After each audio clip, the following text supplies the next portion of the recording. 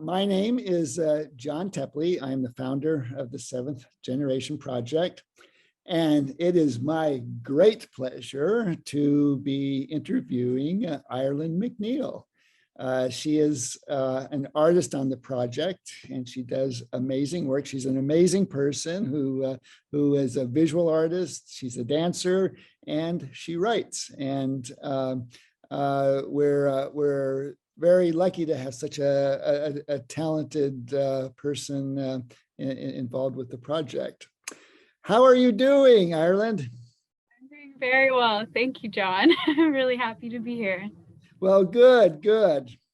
Well, let's start with the first question.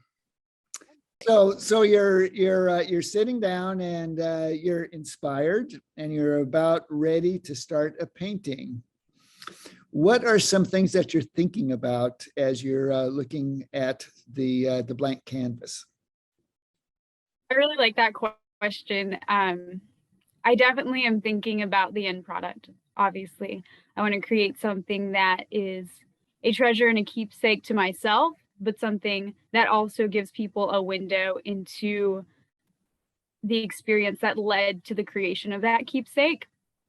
And I think the process of art is so much more important in many ways than the end result. If it's something that, for me, I'm not enjoying and it's not fulfilling, then the end result's not going to be as stunning to me, because that journey is what's making it beautiful. So I'm usually thinking of a story associated with the drawing, even if it's abstract, even if it's a digital piece or something a little bit beyond the traditional like canvas. There's a story behind it, and it might be a personal experience. It might be just a story, like a memory that I'm making so that I have a keepsake for something. I love keeping journals, like travel journals of places I've been. And so that end result is really, I'm working towards that, but I have a story in mind, whether that's to relive a journey, like if I'm painting somewhere I've been, or if it's to make a keepsake for that place I've been, or if it's to communicate that journey and what it was like to other people. I feel like there's always just a journey behind it. And that's really important to me to be able to show to others. So when you talk about a story now, when I think of a story, I think of a beginning, a middle part, and an end. Are you using the term story in that way, or is it a little different way?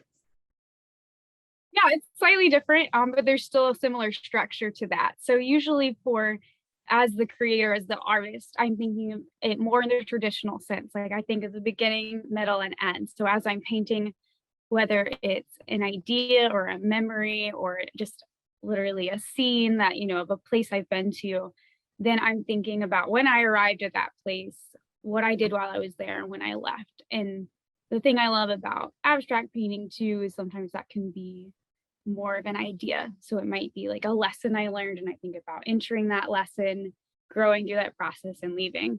But it's very traditional in structure for me as a story, as the creator. But then when giving it to the viewer, I feel like it is different, because that's up to the viewer's interpretation of the piece. That's up to the viewer, to get out of it what they need to get out of it. And so I think at that point, that's kind of where your imagination gets to take over and fill in the blanks of the story. You have what the artist is presenting to you, but you don't have every little detail. And that's the beauty of art for me, is that you can get the main idea and still make it your own. So I would like to ask one more question about the story idea. So you're looking out over a landscape, and there's this moment, like the light, just inspires you to do a painting. So if we're talking about a story in a beginning, middle, and end, how does something like that play out in your thinking? Yeah, I really like that. I'm going to use my piece from last year's festival as an example. So last year I painted Lookout to Chapman Point, and I had never been to that spot on the coast, though I was familiar with the general area. And I remember walking up to it the first time after I decided to paint it, and it was like meeting a new friend. You know, I saw Ah, I saw the first impression of it. I saw, the immediate things that stood out to me, certain rocks, certain light, shadows, all that. And then, as I spent more time there throughout the afternoon, I, began to pick up on new things. I was like, oh, I didn't notice this about it before. And sadly, I couldn't paint it, right then and there because it's 2 hours from my house. So I took reference photos, looked at those, came back, and then I started noticing more things. And I was like, oh my goodness, why is this rock so much darker than that one? And why is this, part of the water such a different color? And it was really cool to see the different details, contrasting things about that landscape. And I feel like it's kind of like meeting a person. So as I painted that scene, I got to know that place better. And by the time I finished it, I could recognize that location anywhere. Like I know it like the back of my hand now. And I feel like that's a lot like meeting other people. And so for me, it was kind of like making a new acquaintance. And especially as someone new to Portland and new to Oregon at the time, it was like a very intimate, very special process for me. And I think that's really special for me. But I think even people who don't know that about the painting can look at it and tell, like through my use of color, just, the impressionist style from last year that I used, that there was something very emotional about it. And so then they can take just that much of the story and use it to interpret what they feel about the painting. when you're painting, you have your tubes of color there. Do you have a way that you lay it out on your palette, or do you have a different way that you choose colors? Could you talk about that a little bit? I love this question. I love color, obviously. From the last question, we talked about that a little bit. I approach color very much in an emotional sense of how it's going to make me feel. So in painting, I want there to be a sense of realism, a sense of, I want to reflect what I'm painting. But in the same breath, I'm very open to picking paint that is going to inspire and kind of stir up the same emotion that I feel when thinking about the subject or place that I'm painting. So typically, I go off of what a friend of mine would call glimmers. So you have like the negative and positives of like emotional glimmers and emotional triggers. And when I think of glimmers, I think of colors or events or emotions that Could stir you something up. could you talk about the word glimmers? I've actually Yeah, haven't for heard sure. it quite in this context before. Yeah, so going more on glimmers is that's something that stirs something within you, and in such a strong way that when you hear the word or see the color, whatever the situation is, you automatically associate it with wanting to be more than you are and wanting to be more like beautiful or more inspiring, whatever the situation is. So for me, like there's this What a certain great word. yeah, I really love it. And the friend that introduced it to me compared it to those, like we have emotional triggers. Like if you have a bad experience with something, you see that, let's say like you got bit by a dog as a kid, you see a dog later, you're probably going to tense up. And glimmers are that same idea, but in a positive way. So if you see a dog when you're a little kid and you had a good experience, when you see dogs, you're going to be happy. It's the same thing with color. So there are certain colors that are glimmers for me and make me feel like 10% happier on the spot. And then if I start to kind of meditate and think on them more, they will boost my whole mood. So when I approach color, I usually go off of the basic theories of color theory, all of that, but glimmers are what are driving the choices, and I would say the strongest. So do you have glimmer colors that you can talk about? Yeah, so one of my favorite colors is like this metallic aqua blue color. And I am not going to be able to remember off the top of my head what different companies name it because it's hard to find. And people have different names for it, but it's very, very beautiful. And I really love that color because I love water. I live on the water on the Columbia River. And even though that color isn't always the first color you're going to see in nature, it is a color that I most strongly associate with said nature, with the Columbia River or with the Pacific Ocean, if that's what I'm painting.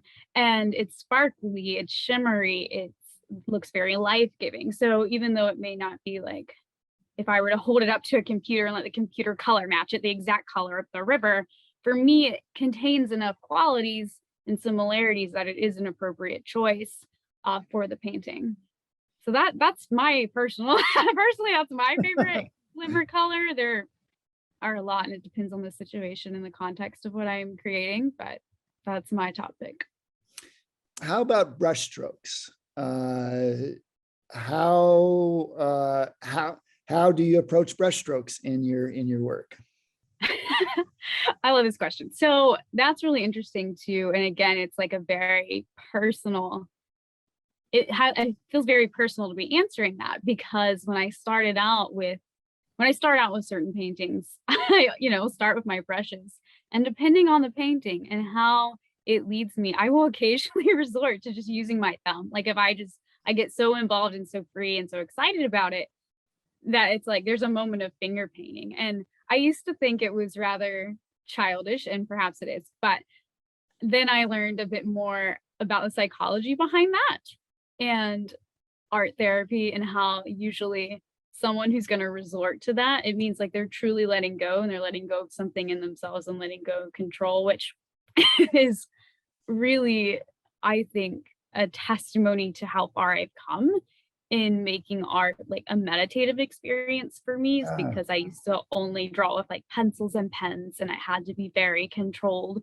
So now for me to be able to do both and feel like both situations are fulfilling makes me really excited, because I feel like I'm channeling it more in a way that's positive. That's very interesting about talking about control and such. I watched an artist who does very refined traditional kinds of paintings, right? And there are some effects that he could only get if he like tapped the paint a little bit, like smudging it and whatever, where you couldn't quite get the same thing with a brush, but you had to have the delicate touch of like tapping and I thought that was interesting in what you were talking about.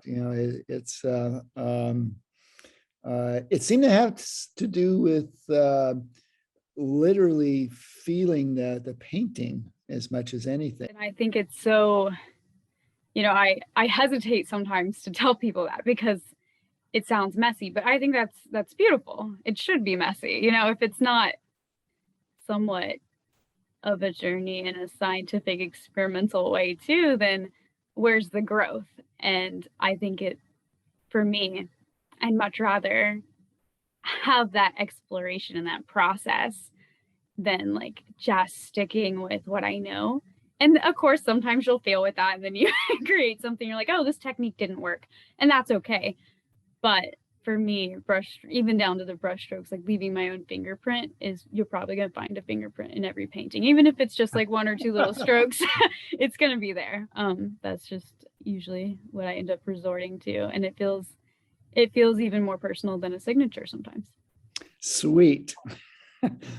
So tell me, okay, so what's it like when you are painting? Like where do you paint?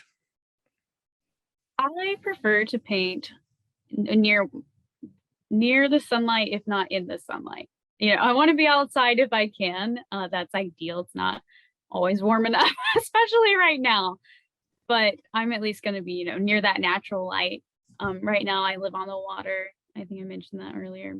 So we have a huge, just beautiful view of the Columbia River right now. So I will get close to that window, spread out all my stuff, and if I'm not going to be in nature, I'm going to be as close to it as I can get. So that's a good practice for me.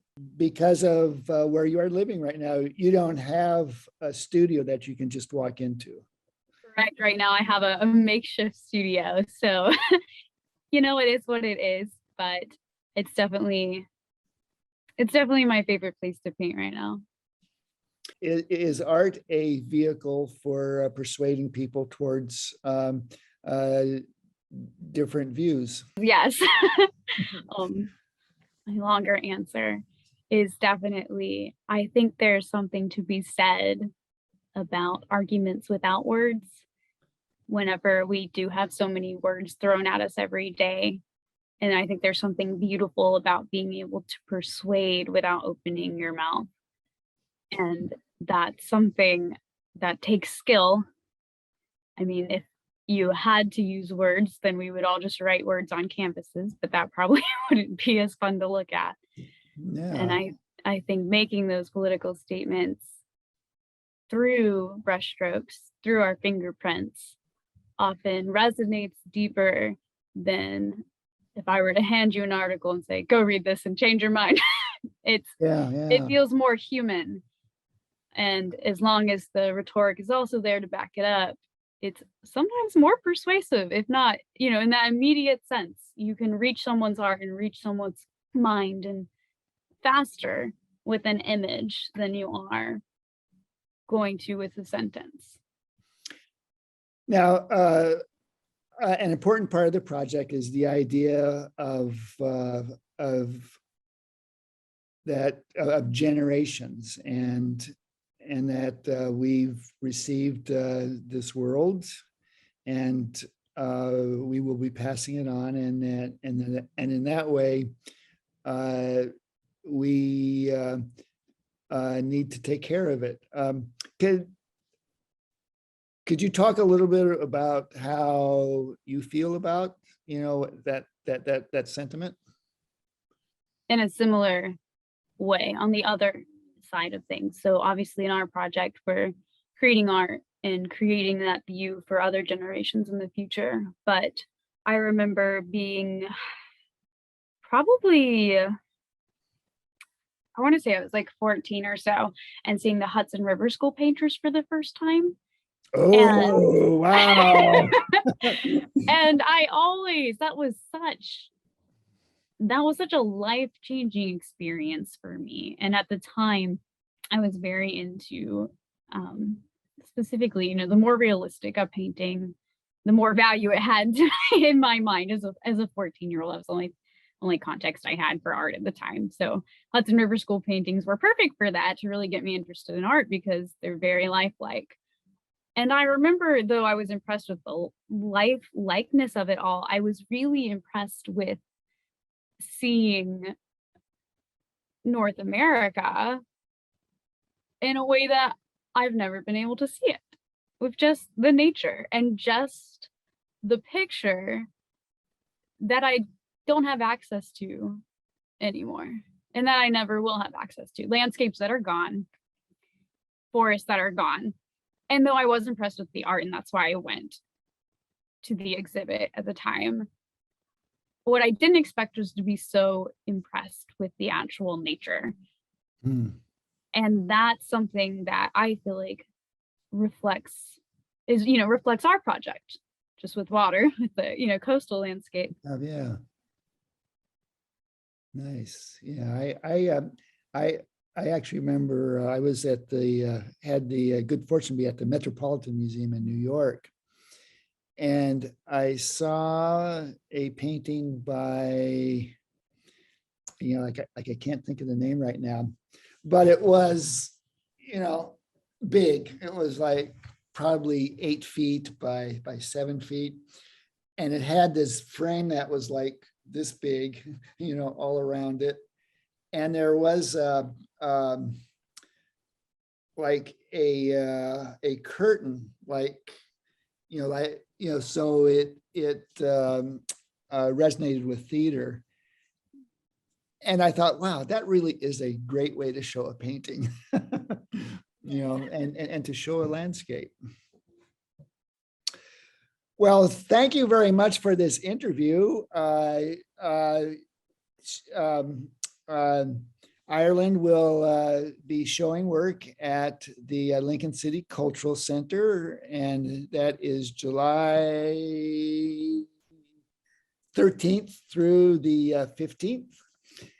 And I encourage everybody to come see her work.